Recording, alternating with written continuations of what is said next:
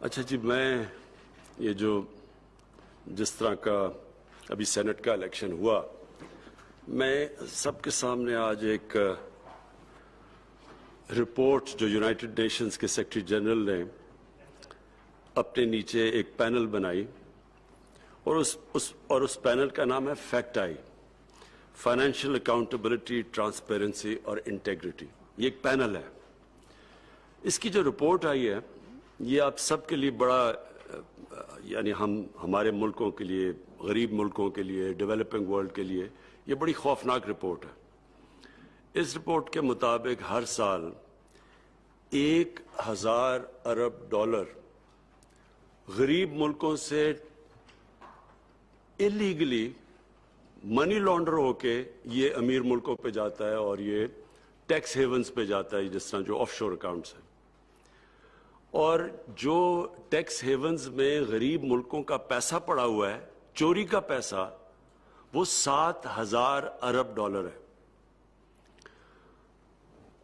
और इसमें ये कैसे पैसा ट्रांसफर होता है, ये जो रूलिंग एलीट्स हैं, जो साहिब इक़्तिदार हैं, जो ये गरीब मुल्कों के नवाज शरीफ और जरदारी हैं, ये वहाँ से पैसा अपने मुल्क से, क्योंकि चोरी का पैसा होता है तो वो बाहर भेजना होता है, क्योंकि मुल्क में वो नजर आ जाता है। तो जब वो मुल्क से पैसा बाहर भेजते हैं तो वो सारे वो इदारे, जो इदारे को चेक करना चाहिए ये चीज़ें मनी लॉन्ड्रिंग की और ये जो इलिसिट फाइनेंशियल फ्लोज है, उसको वो सारे इदारों को पहले वो कमज़ोर करते हैं। सो जितने भी इदारे चेक करते हैं मनी लॉन्ड्रिंग, ये सारी उन गरीब मुल्कों का जिधर से पैसा चोरी होकर बाहर जा रहा है, तो वो सारे इदारे कमज़ोर करते हैं।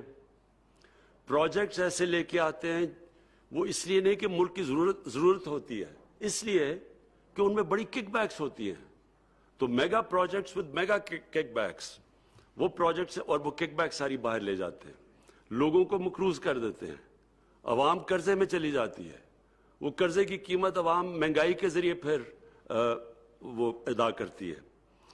और फिर दूसरी चीज ये क्या करते हैं, ये जो जब ये पैसा बाहर लेके जाते हैं, ये दूसरी चीज ये करते हैं कि ये फिर उस करप्शन को एक्सेप्टेबल बनाते हैं माशरे में, उसके लिए मीडिया को इस्तेमाल करते हैं। और मीडिया के अंदर फिर क्योंकि इनके पास करप्शन का पैसा इतना ज्यादा आ जाता है, वो फिर इदारों के अंदर भी चलता है, हर इदारों में लोगों को खरीदते हैं, मीडिया के ऊपर चलता है, मीडिया हाउसेस पे चलता है, जो सबसे बड़ा डैमेज करती है कि उस कौम की मोरालिटी खत्म कर देती है, एक्सेप्टेबल कर देती है। करप्शन को बुरी चीज ही नहीं समझते। फिर ऐसे फ्रेजेस आ जाते हैं कि जी अगर खाता है तो लगाता भी है, और या एक जरदारी सब पे भारी कि एक आदमी करप्शन के पैसे से लोगों को खरीदा है, उसको बड़ा, उसकी कोई बड़ी चालाकी और इंटेलिजेंस और उसकी सियासी बसीरत के ऊपर वो चला जाता है। यानी करप्शन को जो सबसे बड़ा डैमेज होता है कि करप्शन को एक्सेप्टेबल करवा दिया जाता है। और फिर होता क्या है कि एक कौम की जो इखलाकियात होती है उसको डैमेज करते हैं। जो सबसे बड़ा डैमेज होता है कि एक मुल्क की मोरालिटी जब खत्म हो जाए, और जब मुल्क की मोरालिटी खत्म होती है तो वो मुल्क इंसाफ नहीं कर सकता। आपके पास मॉरल अथॉरिटी अगर नहीं हो, आप इंसाफ नहीं कर सकते। जिस कौम में मॉरल अथॉरिटी नहीं होती, वो फिर ताकतवर के लिए एक कानून लेके आ जाता है और कमजोर के लिए दूसरा लेके आ जाता है। ताकतवर को एनआरओज दे देते हैं और डील्स कर देते हैं, सिर्फ गरीब लोग जेलों में जाते हैं।